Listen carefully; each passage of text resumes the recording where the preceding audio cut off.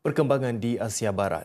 46 kanak-kanak antara lebih 100 penduduk Gaza terbunuh dalam serangan berskala besar rejim Israel tengah malam tadi. Serangan dilakukan walaupun Hamas berikrar berpegang kepada janji gencatan senjata yang dimeterai.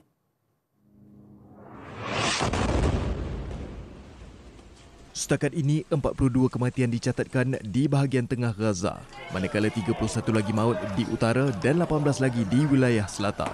Sekurang-kurangnya 5 penduduk terbunuh dalam salah satu serangan terbaru ke atas kemah pelarian di Deir el-Balah, kawasan tengah Gaza.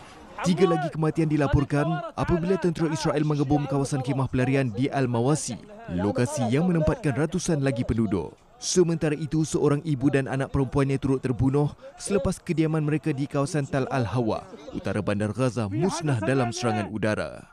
5 lagi kematian dicatatkan dalam berdilan ke atas kem pelarian Burij, turut menjadi sasaran sebuah sekolah di Beit Lahia yang menjadi tempat perlindungan penduduk dan meragut 3 nyawa.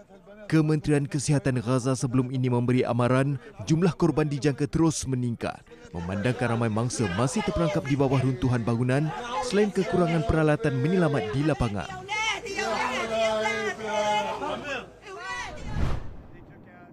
Sementara itu, Presiden Amerika Syarikat Donald Trump yang ditemu bual wartawan semasa dalam penerbangan dari Jepun ke Korea Selatan menegaskan tiada apa-apa yang akan menggugat gencatan senjata itu.